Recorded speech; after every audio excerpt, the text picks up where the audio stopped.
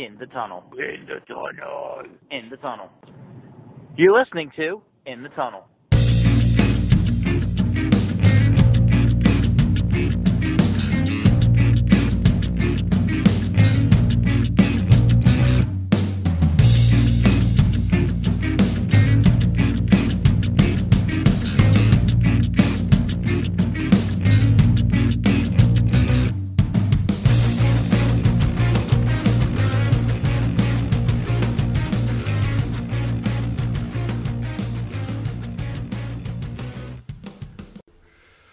Hello and welcome back. This is In the Tunnel, our third episode. I'm Jeremy. And I'm Sean. And we come back to you again talking playoff hockey, and I guess we've got an update on playoff basketball, so this should be a lot of fun. This is our tired episode. We're both low on sleep, dealing, at least on Sean's end, we're dealing with a balance of work issues. And yeah, so we're gonna try to bring the best energy that we can, which may involve a 2K knowledge of the NBA and nothing else. All about that work-life balance, 99% work, 1% life. Yeah, which, I mean, my idea of a work-life balance would be, I don't know, let me enjoy my life and work at home and not feel like I'm locked in a cubicle jail cell for 8 hours a day. But hey, I guess I'll just sit next to the lady in the cubicle next to me who says "Oh God" to herself every 3 minutes for the next. It might be time to look for a new job. Anyway, so all right, it's electric stuff over here. So let's jump straight into it. So I figure let's just get through the series that are already done, right? And we can just go down the list, starting from San Jose and Anaheim, and then finish the sweeps then to the 4-1s and 4-2s. Yeah, let's do it. So San Jose, they took down Anaheim relatively easily, to our surprise at least. That series either of us was saw so a sweep surprising. I don't understand. It's like, how many times can you say that San Jose is an old team, and like last year they just didn't show up? Didn't they get bounced in the first round last year? Yeah, I think so. But this year they just come back and sweep all over again, which I really don't understand. Like, the Evander Kane boost was it helped them the first game. Yeah, but I don't think we saw that it was gonna like help them this much already. I don't think it helped them. Like, it helped them, yes, and we knew it was gonna help them with scoring, but Anaheim just was like, we're not gonna show up. Let's go on vacation. What were they in, like, Bali while the other team was on the ice? Like, yeah. How do you get outscored 8-1 in one playoff game? I mean, we can touch on that more with a few games. But there's been lopsided games in good series this year. I really. Oh no! It's been so up and down the narratives of each series, but like, to not win a single game. This is not the Pittsburgh and Philly series where everything just went to shit. Oh, no, I'm not even referring to that one. I was actually thinking to the Boston-Toronto series, how that started.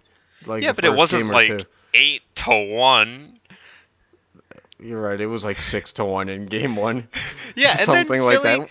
Pittsburgh and Philly was 7-1. Like, yeah, but freaking Anaheim just never showed up. They always, like, San Jose was ready to go from puck drop to final whistle. Anaheim was just like, yeah, we'll stroll in there maybe like halfway through the first or in the second period, and then just like stop showing up 10 minutes to go in the third. Like, you're not gonna do anything if you have that type of mentality across your entire team, which it looks like was the case. were they ever in a game late enough into the third period? Like, were any of them Well, I close enough mean, to? considering they kind of all just gave up like halfway through the third, Well, that's why I'm asking. they weren't really in a game past halfway through the third because they gave up and then I mean, if you're gonna give up the last 10 minutes, I can understand it if there's kind of a lopsided game, but it kind of sounds like they gave up before the last 10 minutes and really kicked it into high gear. They might have been trying to do something other than win in the playoffs. I mean, it looked like it. No offense to like Anaheim, but they just didn't show up Hey, not that I know much about parties, but there's always a weird person there, so Anaheim might be that one this year. because the other so yeah, and like that's the other thing though, because the other for a sweep series was so much better. Like you wouldn't expect that series to go to a sweep. Yeah, no, I mean, we both said that Anaheim was going to win it. Not so, even not even Anaheim winning it. It's just like how they lost. Like it's they did not live up to anybody's expectations yeah, I at mean, all. I don't know. I expected John Gibson to be that shaky, inconsistent guy that I was saying that I thought he was in the first episode, and that kind of came true. But like at some point, you need offense, and I don't know if that just doesn't exist in Anaheim, but or if that Otani dude who signed with the Angels, who's like a pitcher and DH at the same time, just took all the Ducks' offense. But this is like Space Jam kind of bad. It's just They so might have bad. legitimately had their talent stolen from by aliens or whatever. Eh, it like I don't know what to say. Like if nobody should have gone into the series expecting Anaheim to play like that, and once they didn't really show up at home, the series was kind of over. They still do have Corey Perry and Ryan Getzlaff, right? Yeah. Okay, so that's just inexcusable to not win one game. I mean, not that you put the whole thing on those two guys, Yeah, but like, but it's not even just Corey Perry and Ryan Getzlaff. Like Ricard Raquel, Henrique was on that team. They have great young defensemen. Like, how does your entire team play like that? oh, it might just be that team that chokes in the playoffs. They just this was kind of like what St. Louis does, but on a smaller scale. All right. That's just my. I learned better by analogy, so Okay. not everybody's a deep thinker when it comes to this stuff. But you know, like you said, some of these.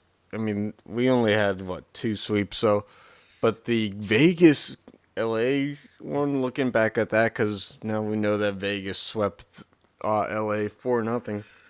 But Yeah. then the stat came out to say how close that series really was. That Jonathan Quick was the highest save percentage in a playoff series of all time to lose the series. Yeah, with like a 943 Yeah, so it was like, I don't know, if someone told you that you're in a doing 94% of your job right, you would probably be pretty content with you that. would at least But win once, right, but to get if the swept, teacher, yeah, if the teacher told you that you were going to get an A in the class, not an A plus, but an A, you'd be like, well, that's still really high up on the scale. That's something to be happy about. Well, if you're or an LA Kings or fan, that was not enough. or you're Asian and you only accept hundreds. I mean, not gonna judge either way. Put me on the hot seat. I'm not gonna say anything to that regard, but All right, but yeah, like, how do you like? I just Fleury played out of his mind. He had like a 978 or something, like really high too. But as Jonathan Quick, you did your job almost perfectly. You just let in like one goal here and there even, and it's just like your team couldn't score, and Fleury was just playing out of his mind. He was just playing better. But like, I mean, I have Vegas to win all the way up, Yeah, but I it was looks not pretty expecting a plausible now. 4-0. It looks pretty plausible now, and now they get to rest a little bit. Thank We'll you, see how Boston and that goes. Toronto. Yeah, everybody gets to rest because of the one game seven now. I mean, Hey, game sevens are fun. oh Don't no, hate. I'm not knocking game sevens. I'm glad that my team's not in a position to have to play one because I I hang out with one of my friends out here in Wilmington. We are both Pens fans. We were texting this weekend, saying like, dude, I don't think we could make it to work the next day with the amount of alcohol we'd have to consume to watch the game seven between the Pens and Flyers. So Uh, just trying to figure out how that one was gonna go, and luckily it didn't get that far. so note to self: preemptively call an ambulance if Pens are in game seven. If there's one available, yeah, yeah. Basically, I mean, us Pittsburgh fans can willingly admit that our teams, whether it be the Steelers, Pirates, or Penguins, although not really the Pirates, that what will happen is our teams will push us to the edge of our seat, to the edge of like a nervous breakdown, and then right as soon as we're about to hit that point, they'll be like, okay, now it's time for us to like pull out this fourth quarter comeback, or this like, okay, now we're gonna like score two with an empty net and tie it up with a minute left. It's like, oh, why? Why did it have to be this way? It's like, why couldn't we just like, I don't know, enjoy it and have a fun? That's what made the Philly series more bearable this year is because like by the time that like there's 12 minutes left in the third period, you know who won for the most part. So, Eh, but anyway, I mean, for a fan, it's not really a great series. I mean for a neutral fan, you say. Yes, But obviously. I mean if you're a Philly fan, you can take solace in the fact that their home arena is we're recording this right now on Tuesday night. The Sixers are playing right now, so like it's not like the deepest slump they were able to turn over to the other team that was in the playoffs. So I don't really feel as bad. But not to get on too much of a tangent here. I don't know if I showed you the picture, but yesterday during my lunch hour, I go and I take a picture. I was in a parking lot. I saw this Villanova Champions 2018 magnet, Phillies magnet, Eagles magnet, Sixers magnet on the back of this one car. And I sent it immediately to my dad. I was like, yo, Pops, no Flyers magnet. They must have taken it down for the day. And it was so funny because then I'm driving back to work and like I see them pull out right behind me. I'm just thinking, I really hope they see the Penguins magnet on the back of my car. But I don't know. That was my real life fun for the past couple days. It's just thinking like, I wonder if there's Philly people around here, so I can just tell them about how great that series was. Oh boy. Yeah, I'm a horrible person. But anyway, back on topic, Yeah, because yeah. we We're just a little sleep deprived. kind of went on a pretty big tangent. Well, for what we were trying to do. But yeah, so Vegas really surprised us by sweeping. I mean, because Quick played out of his mind, and I mean, they deserve that win. And I mean, I think they should be.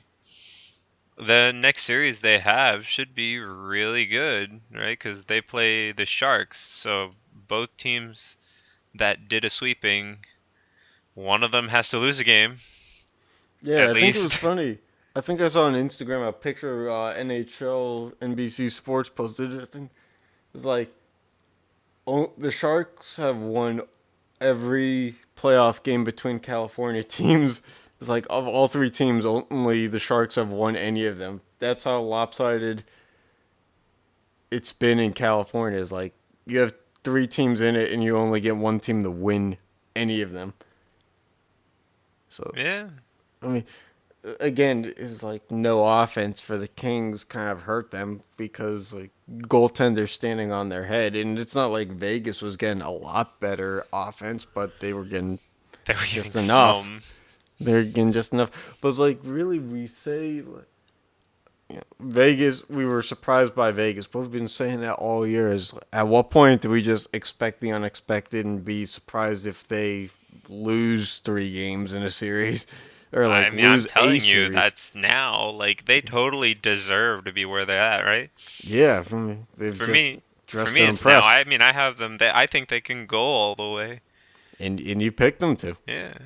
So, I mean, that tells you where I am. But Yeah, anyway, Sean's got money on the Vegas Knights. if I had any money.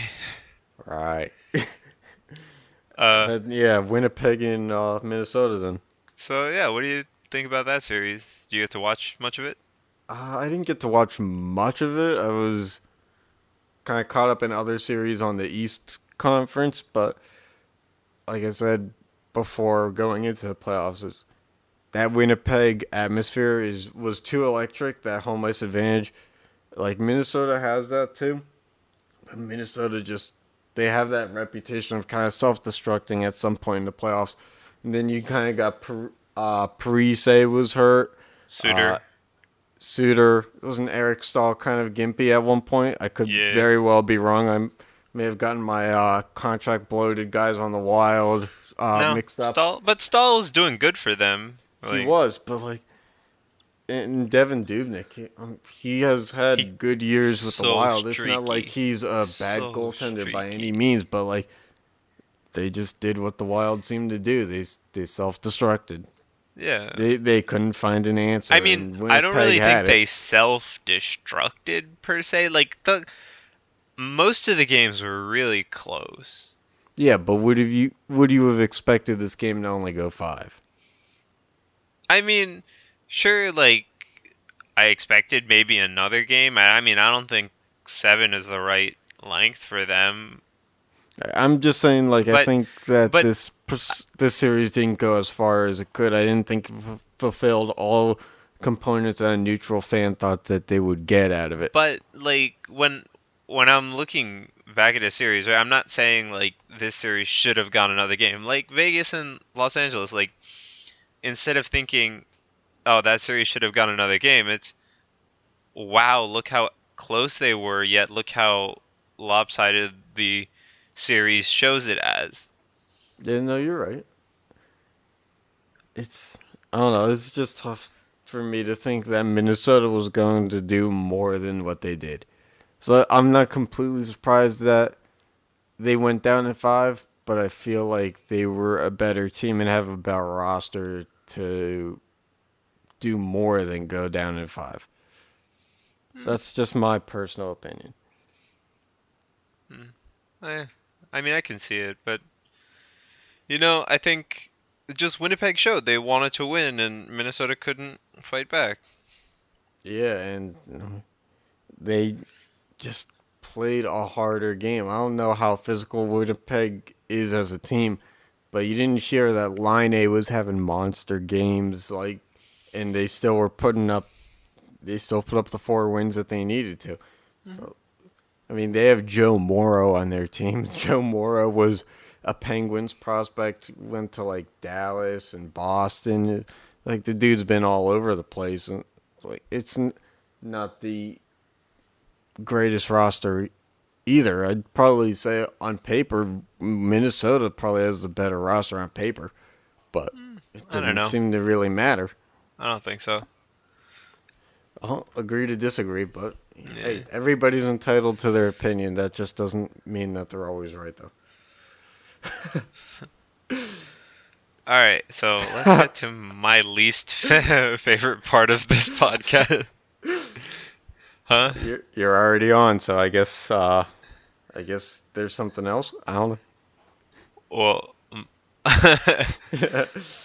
anyway, so the other series that went 4-1 was Tampa Bay and New Jersey, and if you didn't already know, I'm a huge Devils fan, so Yeah, right now we have a human salt shaker on the line, so come on. No, I'm kidding. Hey, like Nah, like so. I at mean, I least the think. game that you went to wasn't the worst case scenario. Oh yeah, definitely. Yeah, but I mean, like, I think, cause Coach Hines had a press conference after the game. He's like, um, he's proud, but he's not satisfied, and I completely agree with that. Like, I didn't expect the Devils to make it to the playoffs. I was at the beginning of the season. I was like, if we could hit like 85 points and be like semi-competitive up until the playoffs, I'll be happy. Uh huh. Not only we got it, was it over 10 points better than what I was like really hoping for. Yeah, yeah. Yeah, You were very all in on like this is the beginning of the rebuild, yeah. and I mean, it still is like we have 20 oh million yeah, cap space for next year, but we're not gonna go blow it all. Ray This is, Shero is your GM, so you never know. But he's not gonna blow it all. I'd say there's about a 15% chance he blows it up. But hey, it's better than when he There's was also what? our How GM. big's the percent chance of signing Bo Bennett? Oh, I mean, what's higher than the ceiling? I mean, that dude's probably going to play for a bag of Lay's potato chips, assuming he doesn't break his jaw eating them. For anyone who's not a huge hockey fan, Bo Bennett is a hockey player. He played for both the Penguins and Devils. He was a first round draft pick from California because, yes, that is where great hockey players come from. And he was basically made of glass, made of wrinkled paper, just destined to be hurt. Yeah, I And mean, he like still he would, plays. he still plays, but I think Not that good. he's in the minors again. So, He's a fourth liner. oh yeah, I mean, he never was more than like a third liner to begin with, because well, never was in the lineup long enough to impress. But yeah, Yeah, that was. I mean, yeah, he's thoughts literally and made of prayers. glass. But Thoughts he and was prayers always, to his next injury. but he was always re-signed. Yeah, for 1 year deals. Always. Always for 1 year deals. And it just goes to show you can also be a professional athlete who has chronic injuries. You don't have to be Greg Oden in the NBA. You can do it in hockey too.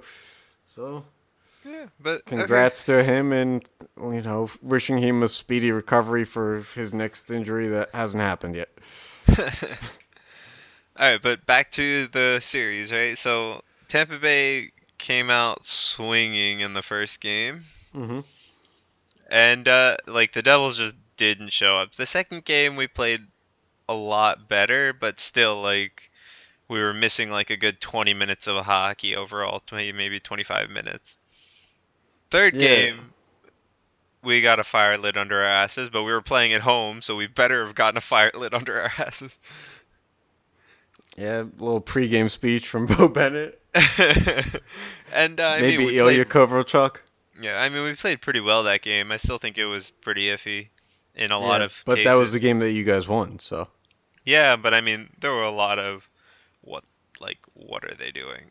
but that must have been the game for you as a fan where you thought like, okay, look at the potential. If this was a flawed game that we won, it's like imagine if we brought that complete execution and played our best games from here on out. Yeah, I mean, but then like, so game four, that's the game I went to. Uh, like you could see the difference that this team becomes without Vatanen Mm-hmm. when Was they he went out down. injured? Yeah, Oh, he got okay. injured. I mean, I think it was a clean hit, but people will argue or whatever. By Nikita Kucherov. And yeah, so he got injured. It was like probably like 4 or 6 minutes left in the first. Yeah, So like that's at just one point, a mental blow for a team. at one point we had a penalty kill. Green took a penalty, so that means our penalty killing first pair, our defenseman for the penalty kill on the first shift was more Lovejoy. Yeah, I mean Lovejoy's not a horrible player, Well, but he's Lovejoy's a like great penalty killer. That's the one yeah, thing. but he's a bottom six defenseman. but he's a bottom pairing Bottom, defenseman. bottom pairing. Everybody's a bottom six defenseman. And a top six, so hey, Oh, yeah. spin zone. Yeah, but Lovejoy is a great penalty killer. But He then is. I don't that's know why you guys scratched him so much this year. that's Sorry, not the problem. I'm interrupting. But that's not the problem. More Lovejoy is not the problem. It's the fact that then Severson came on our penalty kill. That's the problem. And why is that? Dude, this guy literally, he's like Severson's pretty big, but he doesn't use his size. He just chooses to try and play more like an offensive defenseman, which all power to him, play his style, but like he's making 4 point some million dollars. Like, you're in the playoffs, use your body a little bit, or make a little bit of smarter decisions with the puck, and he was So not he's doing like, that. so he's like a Zdeno Chara size, but tries to be PK Subban and not uses neither of his like physical ability, skills to I actually mean, achieve anything. he's not like Zdeno Chara size. Chara's Okay, huge. true. I'm just trying to like paint a picture here. But yeah, no, he's I like, mean, bad radio, I but mean, he's not like, like if you look at the other defensemen on our team, we got like Butcher, who's a scrawny kid, right? Mhm. More, he's a great defenseman, but he's not like big. He can't like lay a hit. And then so Severson's like bigger than them. I feel like if he used his body, he'd be great. Yeah. Well, like you said, 20 million in cap space. Yeah, Now, but see, that's a like, different. We'll talk about that in another podcast when the playoffs are over. yeah, I'm just saying, like, I feel like New Jersey, like, they now have the ability to kind of attract some guys. So next year, like, you know, the ceiling's even higher next year. I hope so. Basement's a lot higher too. Like, I mean, we could it's all kind be of the hard to Edmonton change. Oilers. Yeah, yeah, good That times. that basement should not be that low. Yeah, it shouldn't be that low, but Hey, it could very well be that. But let's hope for your sake as a friend. Obviously, I want the best for you and your teams. That it turns out to be like the Maple Leafs, and you kind of catch everyone's surprise the first year, and then the second year you just kind of improve a little bit more. no, I Like mean, not to win the President's Trophy, but to kind of steadily increase. no, but I said like I'm like proud of what the team has done as a fan, but I'm not satisfied with our performance in the playoffs. Like I don't mind that the series was 4-1, but like in at least two of those games we did not show up. The first and Yeah. the fifth game. I mean, like I said, a steady climb. It kind of seemed like they took that approach in the playoffs in terms of showing up. Like But then what's it that took steep them a cliff? little, it took them a little while to show up. Like you said, game one and game two, they didn't really bring their A game, and then they were kind of playing from behind the whole time. Yeah, but like game five was like a steep cliff. I mean, Corey played out of his mind game five. Don't get me wrong, but nobody else was on the ice. Yeah, it's when the puck doesn't go into the net, is like after some point, it's like we've tried X amount of ways and it's just not going in, and it starts to eat at you and be demoralizing. So I can only imagine what that was like for the players on the bench. True, true. It's like if I feel like I can't solve the brick wall, it's like, how many guys does it take to crack the code here? And you only got so many guys to try to crack it, and nobody can. Then you start to falter mentally a little bit. That might have been what broke the back of the Devils in that game five, but Eh, I could be wrong. I don't think so. But hey, congratulations to the Lightning. They'll be facing the winner of the Leafs Bruins. That will probably have already been decided by the time most people are listening to this. Yeah. Yeah, so we'll find out. That should be an exciting game seven if you are a sports fan. If you don't understand hockey, you don't need to. When you hear the words game seven, that should be enough to get your attention. Because it looked like Toronto was out of that series, and let's touch on that one now because it just seems like perfect transition material. So let's utilize it. And so Toronto was down 3-1 in the series, Hmm. won their game six, probably their best game of the series so far. To tie it up at 3 games apiece, and now it's going back to Boston for a game seven. And Boston, you can say that they're the better team, but it doesn't matter. We have a game seven either way. So Boston hasn't been bringing their full throttle level of play to the ice every night because if I they mean, were, then I to don't be know that they're fair, here. like the games, like if you look at the stats, they're pretty even. Like, Yeah, uh, like you have what hits? Toronto's down by 3 blocks. They're up by 6 face-offs. The Toronto's 111 more. right. And you Pims. have what 30 some face-offs a game, so like you can't say that You that's have really an a lot of outlier. face-offs, dude. 30 Yeah. is a low number. Well, yeah. But the big one that stood out was penalty minutes. I mean, Toronto had Kadri. Kadri's been suspended for 3 games from a hit this series. With 59 minutes in the box for Toronto and only 36 for Boston is just. It's kind of hard to think that Toronto stood a chance in the series with such little discipline to be. I mean, if we're talking 2 minute minors, we're talking more than 10 penalties is a difference here. Mm, So, But I mean, you got to look at how many were offsetting and how many are misconduct, right? Misconducts yeah, don't count like I as. said, like if we were strictly just talking 2 minute minors, then that would be like whoa. But Or obviously, it not. doesn't work. Yeah, it doesn't work that way. Just it Boston. I can't. It's hard to say this was a straight face, but Boston's actually been a disciplined team. That's hard to say with a team that has Brad Marchand on it, but uh, Eh. I don't know. My gut says that Toronto's got the momentum now. It's like outside of game one and game two in the series when Boston took the first 2 games, I think it was. Yeah. Well, I Um, mean, we Boston didn't took the have a first two two, yeah. straight game winning streak by one team. Yeah, but I mean, I know I was mentioning this to you before, but the first 2 games of the series, the Marchand, Pasternak, and Bergeron line was a plus 18. Then Yeah, the incredibly last productive, the last 4 games of the series, that same line was minus 14.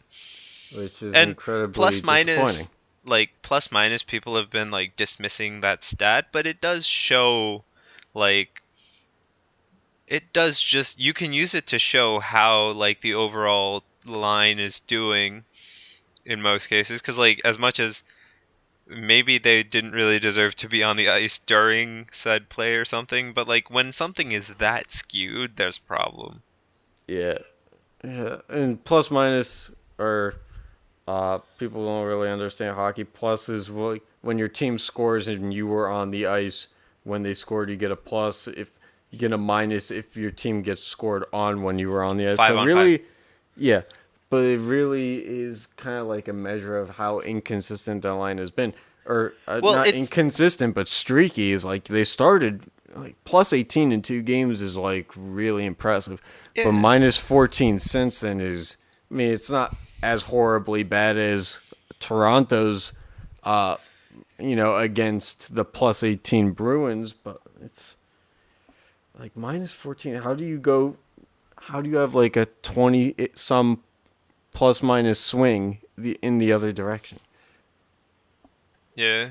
Eh, That, I to mean, drop off that much in like 2 days. it just shows that they need to step up. Like, if 2 of them can get out of their funk, you'll see a series. And that game, I mean, that game's going to be great regardless. Like, I totally recommend watching it if You're Yeah, listening to this that before the game's game. tomorrow night. And Yeah. we're gonna try to get this uploaded for Wednesday. So really, if you're listening to Wednesday, that game is tonight. So definitely check it out. You have a prediction for that game? What's your bold prediction for I our think one game seven? I think Toronto has the momentum, and I don't think they're gonna lose it. Yeah. Uh, But I think the I was game's gonna really be really expecting. close.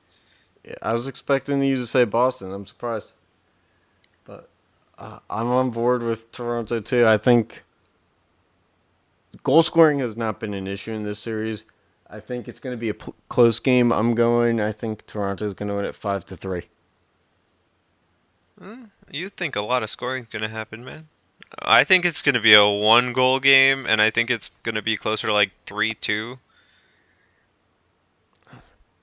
I just feel like, look, there's been a lot of goals in that series. I mean, it's 6-1 Yeah, but games. it's also Game 7. It's gonna be a lot more physical, and this series has already been physical. Hey, sometimes physical play opens up some space, so you never know. But I mean, if it's gonna be equally physical, you're gonna get the space opened up on both sides, not just one. Okay, Sean. Well, you know what? I'm gonna stick with 5-3, All right. Well, and I we'll mean, yeah, we'll you're just entitled.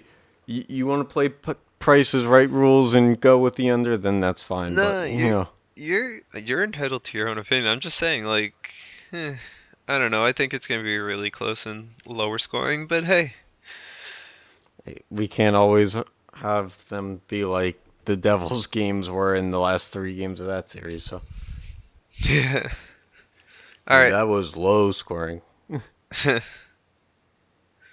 All right, so All right. what Ready else? for your favorite, your probably favorite part of this podcast? We're gonna talk about Pittsburgh's series win 4-2 over Philly. So Yeah, open us I up. mean, like I said, I was just happy that the games in this series were not too incredibly close. It allowed me to avoid having a nervous breakdown, obviously, um, And which is great from a mental perspective. I mean, I have the opposite opinion. Like, from an analytical perspective, the first like 4 games of this series was like, what the heck is going on? Somebody learn how to play hockey consistently, please. Yeah. Yeah, it was weird because after that game two loss that the Penguins had and the Flyers, they had all the opportunities. The Penguins weren't generating any opportunities. They seemed to abandon their scheme. And I was thinking, look, if you're gonna play like this the rest of the series, then like it's gonna be really tough to see them getting anywhere near a three-peat. And I don't think they are going to three-peat because it's just too hard of a Well, goal I to mean, obtain. But like, you're guaranteed a Eastern Conference final spot. ideally, but No, we'll no, no. get You don't more on. understand. You understand who you're playing, right? Oh yeah. That's and we'll get into that later. You're guaranteed an Eastern Conference final spot. 90% chance. We've only won the last 9 out of 10 series against the Capitals. But we'll see. We'll see how that goes. We'll get into that in a few minutes. But like I was able to eat a plethora of Milanos this series because me and my father have a tradition of we like to reward ourselves with a Milano after the Penguins win playoff games because they put us through such an inordinate amount of stress. So So you eat hey, sweets. hey, I deserve to be rewarded for putting up with all their crap too. So I mean, you could just root for a different team. That doesn't give you stress. Like, yeah, I don't know, but the Buffalo Sabres who just yeah, consistently lose, or Arizona. yeah, the word bandwagon is not in my vocabulary though. So I will I be mean, loyal to. is it? I've been a Pirates fan for 20 years, Sean. I think I can get through the Penguins losing around in the playoffs. I mean, is it a bandwagon if you're really gonna join the like Coyotes fan base? I mean, it depends if I jump ship. That's a hard one to stay on. like, hey, I could get an Auntie Ronta jersey and he'll be traded in like 6 weeks. So you never know. That could go down in flames, and I mean, it's Arizona. That could be legitimate flames. Um, so I don't know, but look, Philly, they had a year where I don't think they were really expected to be in the playoffs, and they had kind of a surprise year, but they've had the weapons like Simmons and Giroux and Couturier. They've had those guys for years. But the fact of the matter is, it's like I can't stress this enough. Until Philly searches for a franchise goaltender and like either drafts and develops one or has some big plan in mind, they won't win a cup. It's You can't have this philosophy that they've seemingly had for years now, where it's kind of like, oh, this guy's kind of like had a bad year in Detroit, like Mrazek did, or in St. Louis and in Calgary, like Brian Elliott did, and think that like, oh, we can fix him. It's like, dude, these guys have ended up on second and third teams for a reason. Someone tried to fix them and they couldn't be fixed. You're looking for gold in like a dumpster. It's just not there. And until Philly actually puts major focus on developing and having a franchise goaltender who can like really handle pressure and keep composure, these things are going to continue to happen. And I'm not going to lie to you. I had flashbacks of 2012 when the Penguins absolutely got obliterated by Philly in the playoffs. But like, it's just not easy to fear a team that seemingly can't put together a goaltending core that can compete with who's on the other end of, in the other net. I just can't think that Philadelphia was going to, I like, mean, I didn't think they're gonna win. Yeah, but every game of this series, you could have made, outside of game 2, you could have made an argument of like, oh, they probably should pull Elliott or Neuwirth or Mrazek.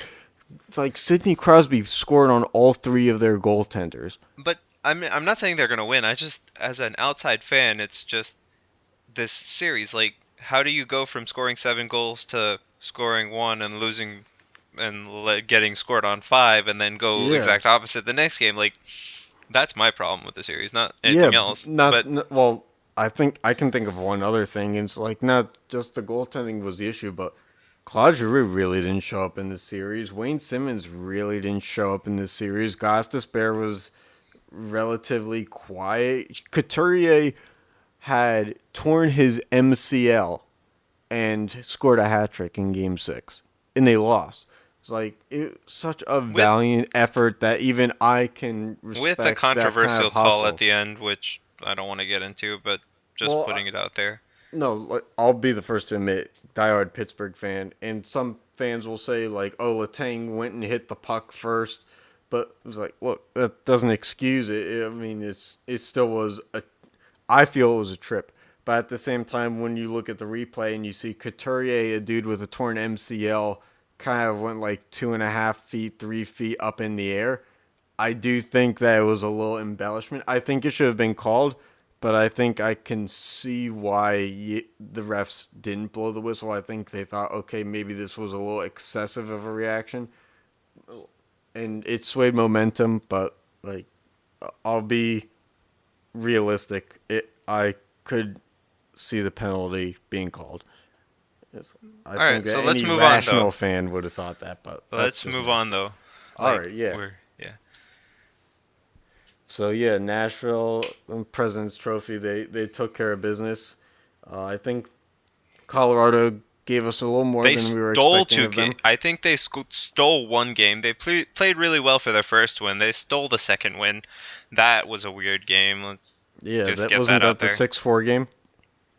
No. One of the games. The 2-1 game where all the goals were scored in the third. Oh, right, yeah. But I don't know. Colorado might be on to something. I mean, I And don't they really did have, this with Bernier in it. but yeah, but I don't have much to say about that series. Like they basically took advantage of Rene not showing up. Yeah, Rene took a first round bye, kind of like the New England Patriots would. He's just getting ready for the second round. You have to hope, at least if you're a Predators fan. But I mean, look, the Avalanche should not have been in this thing as much as they were. But credit to them, they really did play with a nothing to lose mentality and were able to steal a couple of games. So hey, I mean, you can say maybe Colorado's on the up and up for the future. It's kind of hard to tell because they still have a lot areas to iron out, but kudos to them for making it interesting for a couple of nights. It was never at the point where anyone really was worrying that Nashville was going to lose their lead in the series, but Yeah, I mean, yeah, just but I mean, I have credit nothing where really it's to due. say about that. They are the President's Yeah, Trophy winners, and they showed it for 4 games. Like, I yeah, mean, I do think that was edgy, but yeah. I mean, like I said, it was your pedestrian series. The way that this year has gone, like it seemed like outside of the first two series we talked about, everybody had at least one game. Colorado just happened to get two, but you never felt like Colorado was actually winning it. yeah. All right, so final completed series as of Tuesday, April 24th at 9:55 p.m. Yeah, is Washington 4 to Columbus's 2, which I was actually surprised at how it started. Like those like two consecutive, was it 3 consecutive overtime starts? Columbus taking Columbus took the two of first two them. games, and then who would have thought Washington was going to come back and win four Well, I straight? mean, they have to fulfill the prophecy and lose in the second round. Yeah, but like I mean, the only thing more Capitals would have been to like not get to the second round, but like I just don't like the term reverse sweep normally applies to being down like 3-0 in the series and then winning four straight games, but equally as impressive I feel they came and granted they had some like lucky bounces that won some overtime games, but they won four straight games after being down in a hole in the 2-0 hole. That's the only thing that really scares me if I'm a Penguins fan, knowing that the Capitals are next, is the fact that they just won four straight games. Like last year and a couple of years before that, is they were taking the 6 or 7, but they weren't not like in this way. But I don't think they like. See, I agree. They just won 4 straight games, but they got off to a rocky start in the Yeah, first three I don't. games. Yeah, I'd say They like showed a lot, right? And Pittsburgh, as long as they don't do what they did the second game against the Flyers, right should know as how to take advantage of that. And Washington doesn't play an overly physical game either, so I don't think you're going to fall into that same trap of like the second game against the Flyers. Yeah, it all comes down to how well the Penguins defense plays. Because when you have Ovechkin, Kuznetsov, you have Yeah, John Carlson on defense, you have a lot of weapons still on Washington. but I Even after, mean, the same can be said for the Penguins, right? You have Crosby, Malkin, Kessel. Those are just three of your forwards. yeah, but I And don't then, feel like Washington has the same defensive problems that the Penguins have had. I mean, I don't think their defense is perfect. There's obviously ways around it. And, like, sure they have Ovechkin, Oshie, and, like, a couple of Kuznetsov, right? Mm-hmm. But outside of them, like, I'm not really scared of anybody, like, forward core wise. Look, I've seen this series enough to like not really be scared, but one of these days it will switch and they will win one. I don't think it's this year. I think like as long as Crosby and Malkin are playing, and it it just seems like it's been like 4 games since the Capitals had to change goalies. Eventually, Holtby's going to crack, and it seemingly happens against the Penguins in the playoffs every year. So we'll probably figure something out against him, and I'm gonna say game 3 or game 4. So, uh, Look, second, it's the Caps' year to lose in the second round again. Consistency reigns supreme. I think I've said it on every show now. It's just how it works if you're the Capitals. It's kind of like the Dallas Cowboys not being able to get to the NFC Championship game. It's like it's just like so many teams. It's like the promised land is not promised to you. I'm sorry, it's just not.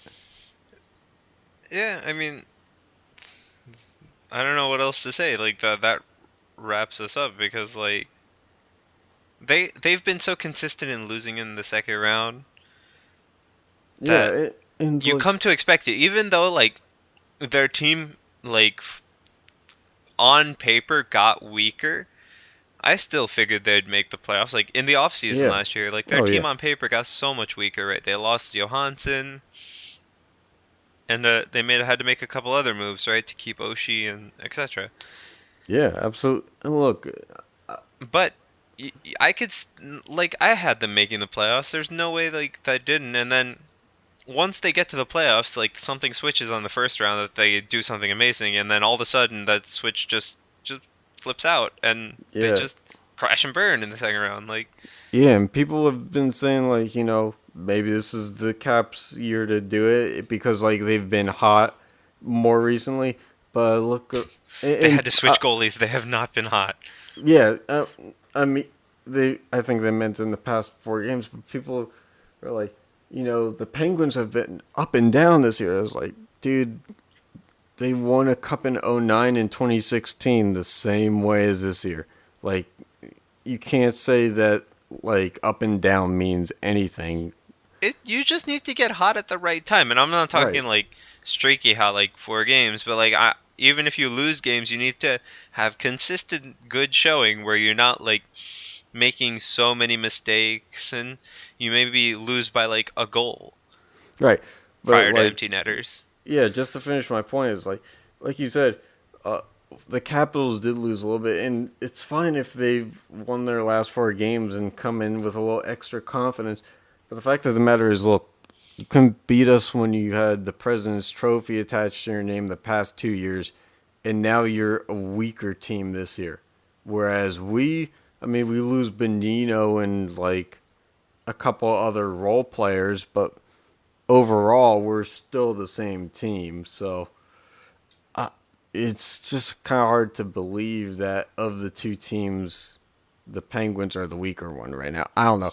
That's me. I don't know. We just came off a series where we averaged like 6 goals a game, so it's kind of hard to think that we can't just go in and outscore on them. But I mean, you also had 1 point in that series where you literally scored 1 goal, and it wasn't really Right, and then we scored 7, 8, and five. 6. It Yeah. was high I mean, scoring no, outside of that one game. I agree, but like you can't have that blip in your performance either. No, you're right. You're right. We'll figure it out. I think it'll be 6 or 7 game series again. All right. It So, I seems to mean, work out that way. that's hockey, right? Yeah, that's hockey. So now everybody's favorite something something special at the end of the rainbow.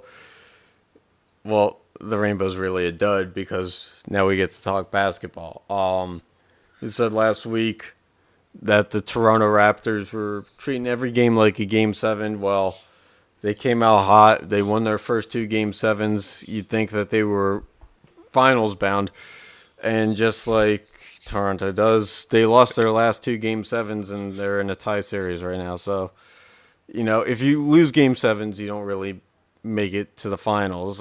But I mean, to be fair, they have played 4 game 7s already. That's more than any other team in the bracket. Yeah, I mean, look, they've played enough game 7s to win a championship, and they haven't even made it out of the first round yet.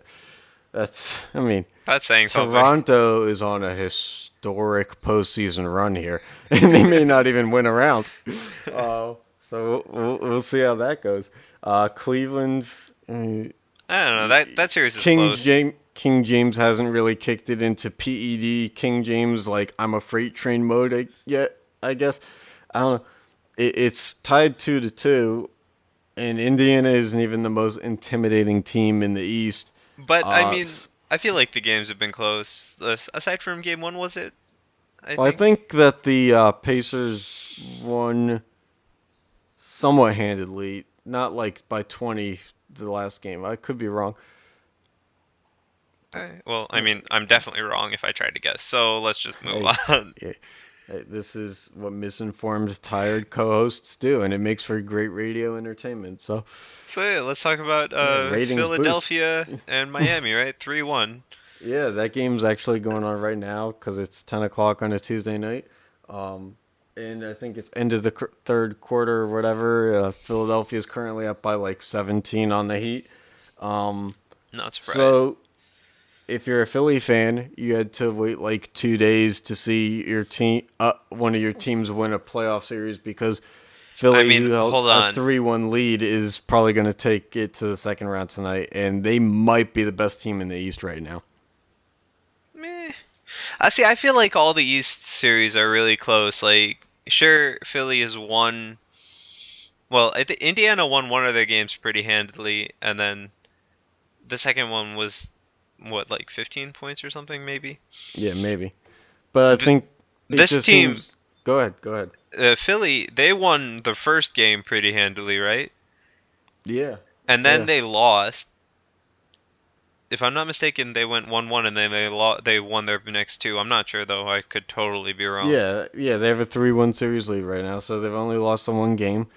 And they've looked, from when I checked the scores, they've looked like they've held some steady leads in the series. You also have to consider Miami's not the best looking team. Yeah, but Just on hey, paper, like Dwayne Wade is their best player. The same Dwayne Wade that I'm not even is a sure if washed you up knew. at this Well, point. I'm not even sure if you knew that he was back in Miami. Oh, I knew that. But I don't know, he's whatever now. Yeah. But But I like, just look, Toronto's not going to make the finals. Like, it's their best chance to make the finals. I just don't know that they are.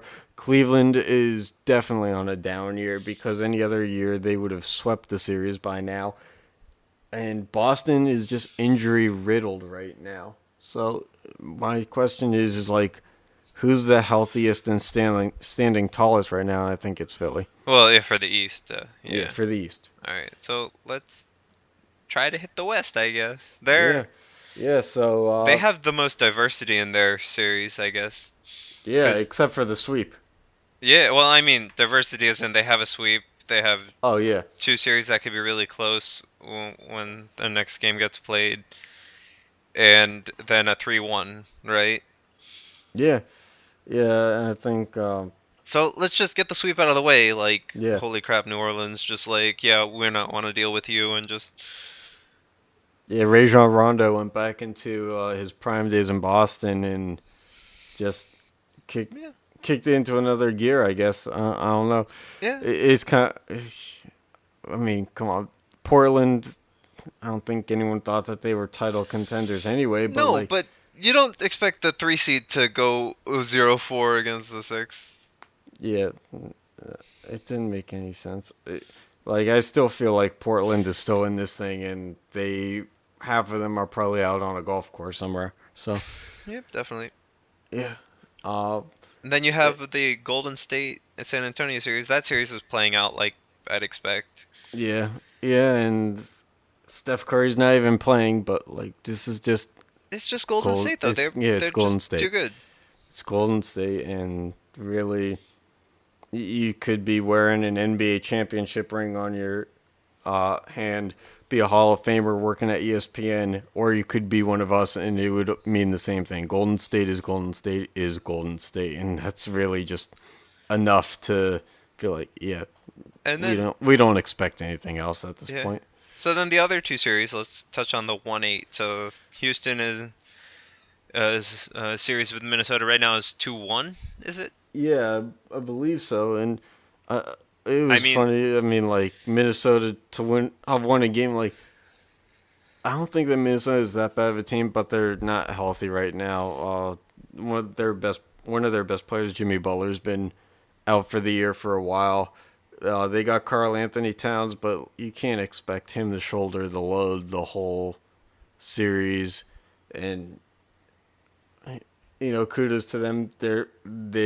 I'm interested to see what will happen in Game 4 to see if they can even up a series. I don't expect it to happen, but Yeah. Hey, I mean, they won a anything's game that. possible. Yeah. You gotta And win then, all those games that Portland didn't. yeah. And then, they gotta go somewhere. hey, I mean, that's all you can take at this point. You're literally eighth seed. You just try your best every game. Yeah. So when you're the eighth seed, every game should be a game 7. I feel like but more of a game Back 7 against in the the wall. fact that just leave everything on the court. Just come for that day and just play. Yeah. Look how well it's worked for Toronto. But They've got Toronto's 2 wins in to the their name. opposite. They're not the eighth seed. They're not the ones that are complete underdogs. They shouldn't be treating every game like game 7. No, you're absolutely right. So, I mean, we'll see how this plays out. But speaking of underdogs, in my opinion, going to the Oklahoma City and Jazz series, I feel like the Jazz are just a heavy underdog in the playoffs in general. They're a 5 seed, but like I don't feel like anyone ever took them seriously. And then like Russell Westbrook just has he can put up the numbers he wants to, but when Ricky Rubio, who can't like shoot for like it took him 9 years in the NBA to learn how to shoot decently, is posting triple doubles, and Russell Westbrook is like telling reporters, "I'm gonna shut this crap down," or like, "I'm gonna shut this dude down so he can never," and then they still lose the next game. Maybe it's just Carmelo Anthony's a curse. Like maybe you just really can't win a ring with a. You can I win a mean, medal. You I can don't be an think Olympian and win a Melo medal, is. but I don't think that you can win a ring. Yeah. It's like, what are you really expecting from?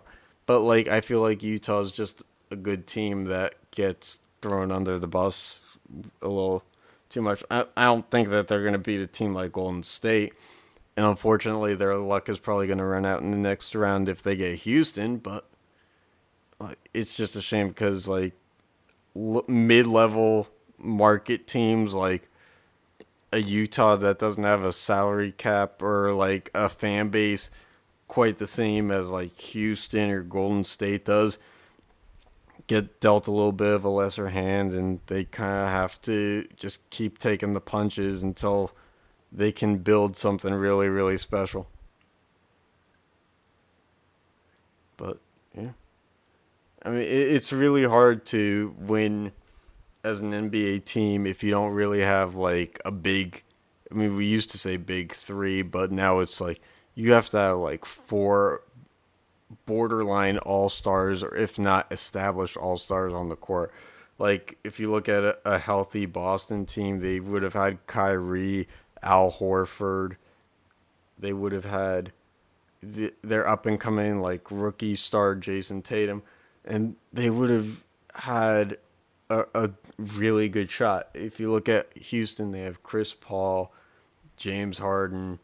They have just it's just hard to I mean, believe that you can like see it just there, right? yeah, it's just there. I mean, like Golden State, obviously. They just have star power. Yeah, Just stop there. yeah. Yeah, no, I mean, you really, that's right. You could just stop there because that's really all.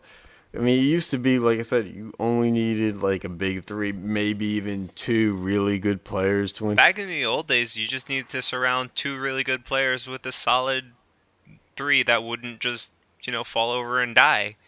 Yeah, Now you need like 3 solid players, like star players, and Golden State, they have star players. Done. yeah. Like what you said is like you used to only need to have like 2 really good borderline stars. But that's kind of like what the Washington Wizards are now. They're the 8th seed in the East. It's like they have Bradley Beal, they have John Wall, and they have a pretty solid group around. But, like, look, they just don't do well. This is just how the game has changed, and us as uninformed not really paying attention to NBA guys, it's like Washington. If you're one of us and you look at the beginning of the season, you think Washington probably has a good chance at this, and it's like eighth seed. Who would have Yeah, thought? but I mean, if you're us and you look at the rosters at the beginning of the season, you're saying Golden State should be a definite number one, which they aren't, right? Right. I mean, I think that was like borderline. Like you could have said And then also at the beginning of flip the season, you're flop. like, Boston's the number one team. But now if you look at Boston, you're like, holy crap, how are they still actually in this thing? Yeah, that's true. They've had guys step up, and credit to the guys in Boston. But like, think about what could have been if they had Gordon Hayward healthy, if they had Kyrie healthy. It's like, wow, this team could have really been something if they had like the ability to not all fall, like all the dominoes are falling at the wrong times. Yeah. So Hey, but I mean, they've still made it. They're making their series a pretty good series. I wouldn't be surprised if they won. So yeah, I wouldn't be surprised either. Giannis Antetokounmpo of the Bucks, as great as he is and the superstar he's turned into, he's carrying Milwaukee alone. I just don't know that he can take them further than maybe the second round. So we'll see, but like that's just how the NBA is right now. I think if you're a casual NBA fan, not really devoted to any one team, I think you're pretty happy with the playoff bracket right now because you have, for the most part, series that have kept going on and are still somewhat competitive. I mean, look, we might have LeBron James lose in the first round. I mean, if you're sick of seeing Cleveland win, you're happy at the opportunity in front of you to be like, oh, finally, it could be somebody else representing the East in the finals. So we'll see. Like I said, if you're a casual fan, you're probably having fun with this bracket. If you're a fan of one team, you probably know way more than we do, but probably not hanging on pins and needles just yet, unless you're like a Heat fan. But